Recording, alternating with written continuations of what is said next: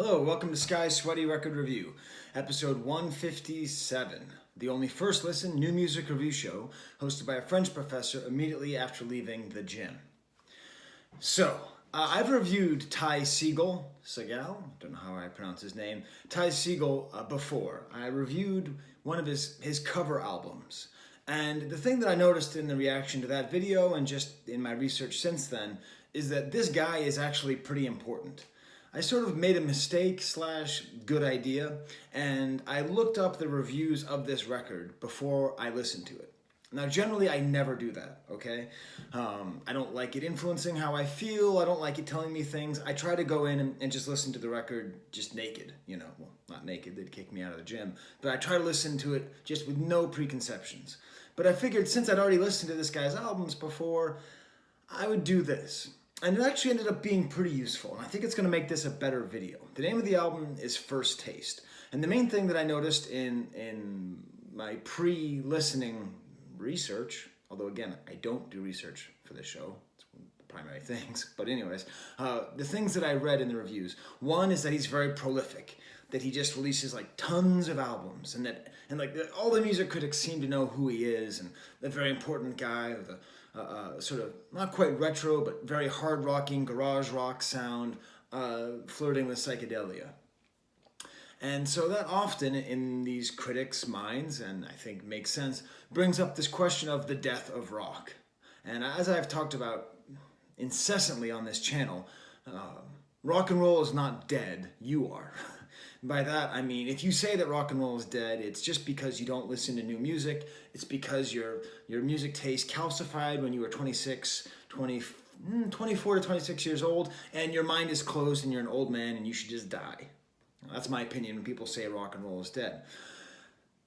However, I understand what they mean by it, and as I've said before, classic rock is dead. Whatever that was, whatever the guitar-based, frontman-led, teenage, retarded sexual, teenage lust and all that stuff, retarded in the sense of like slow moving, not in the sense of, mind. I was actually kind of sort of trying to quote Spinal Tap, the review of one of their albums. I don't remember what it was. Shark Sandwich. But as far as like the idea of rock and roll being dead, there's so many ways to refute it, and I think this album and this guy in general very clearly is an example of this. But one of the reasons, a little tangent philosophy here, I think rock and roll is dead only in the way that people's desire to classify music has gone up. I think rock and roll is only dead because for the most part, like there's plenty of rock and roll that's very forward-looking and doing new and interesting things, and I talk about them all the time. And there's a lot of it that's looking backwards and doing things like they used to do in the past, like Segall. But like Segall just gets grouped into garage rock or psychedelic rock. That's what he is. That's who he is. But I mean, why? I mean, he's garage rock, I guess, because some of his songs sound a little bit junky. And he's psychedelic, I guess, because he has a nasally voice. I mean, he doesn't like sing about like unicorns and mushrooms on this album or anything. I think people are just so resistant to the concept of just calling something rock and roll that they won't do it. But I'm going to do it. I'm brave enough. This is a rock and roll album. Period. That's it. That's it. Now, in the reviews of Segall, I see two comps most often made, and I'd like to nuance those. Very often he's compared to T-Rex, who's behind me here. I think that's accurate, except it's like T-Rex, but with no glam. And so much of what made T-Rex interesting was that kind of glam, that gloss, that feeling. They're often compared to Led Zeppelin, or he's often compared to Led Zeppelin, but it's Led Zeppelin without that swagger, which is so much of what makes Led Zeppelin Led Zeppelin. If you told me there was a musician out there who made T-Rex without glam and Led Zeppelin without swagger, I would go out and immediately listen to it because that sounds great to me. Because the musical things that are behind Zeppelin and T-Rex are so much more than just those kind of signifiers that people go to them for. So, this record is highly trumpeted. It's not really oh no, the heating came on again. Can you put in the comments if that's really distracting and terrible? I'm just going to leave it on instead of editing. In the reviews, they constantly go over the fact there's no guitar on this record. Except, yeah, there is. I mean, okay, there are stringed instruments that are played either in chords or by single notes with a high amount of distortion, which means de facto there is guitar on it. But the thing that's interesting is I think because he doesn't use an actual guitar, he seems to be maybe pushing the edges, maybe making songs that sound a little bit different. I mean, the chords only come from a mandolin, and then the other guitar noises, I don't know, they must be coming from some other like exotic stringed instruments. But perhaps that constraint has made a more interesting album.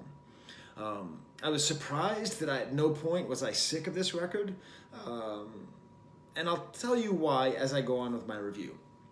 Much more important than the lack of guitar is the double drums.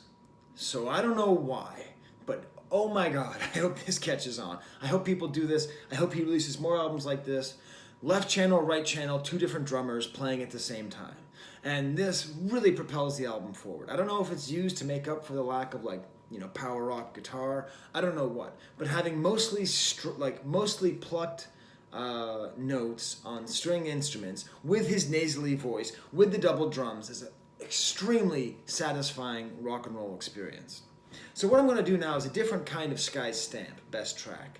I'm going to take the end of one song and the beginning of another and use it to illustrate the strengths and potential weaknesses of the record. So the fourth track is called The Fall. The fifth is called I Worship the Dog.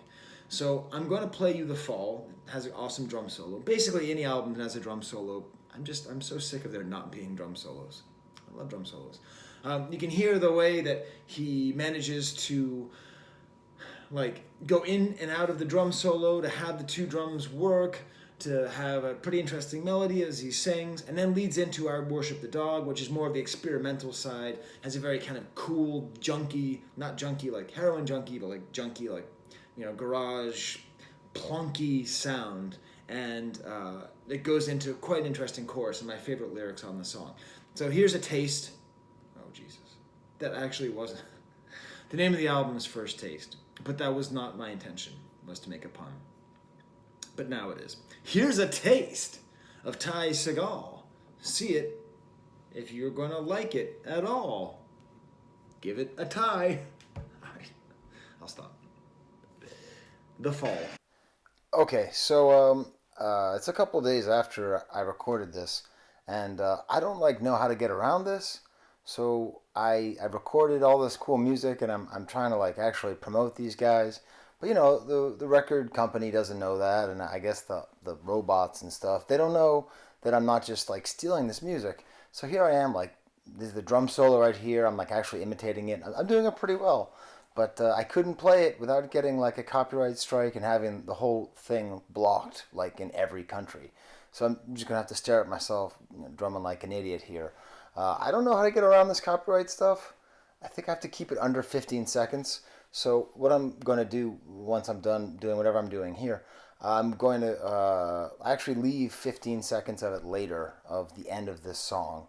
And then hopefully that won't be copyright struck. Struck right. But am I still talking? Oh my god. Okay. Well then let's get to the next part. And all on there. That's my favorite lyric on the album. He says, I am a rabbit and I worship the dog. I don't really know exactly what he's saying. In general, on this record, I don't always know what he's saying. Maybe that's why they call him psychedelic, because if you don't understand what he means, you must just assume he's doing drugs. I don't think that's the case. A couple of tracks are about music itself. One track is called I Sing Them, which is this weirdly positive, I have my own thoughts and I write my own songs. Yay! Make your own kind of music. And then another song's about the radio. So a little bit is about the music making process, which isn't my favorite topic in general, but it's not bad. There's a lot of interesting experiments on here. So there's a track called The Arms, which is all a cappella, and unlike most a cappella music, it's listenable. And the thing that I noticed, I played the songs back to back, and I sort of emphasized a little bit of sameness with his vocals, yet I didn't get sick of this record. And I think it's because every song has, maybe because he doesn't use guitar every album, every song has certain defining characteristics that differentiate it strongly from another. My favorite example of that is the song Self-Esteem, which has this crazy, some kind of horn, I think, horn solo kind of at the end, which is just really beautiful. And also, non-standard rhythm. Ayo, 15 seconds is up there, Sky Guy. So knock it off. So that's how it managed to not get samey. So I really like this record. Apparently this guy has released like 4 albums in the last year. So he might just be another weird Californian dude who releases a lot of albums. I already reviewed one guy like that. So there it is. Ty Segall. It's good rock and roll music. I don't know if that's going to be my thumbnail, but that's what it is. If you like good thumbnails, if you like good rock and roll music, give it a shot. It's great. It's a good album. Okay. Here's the camera.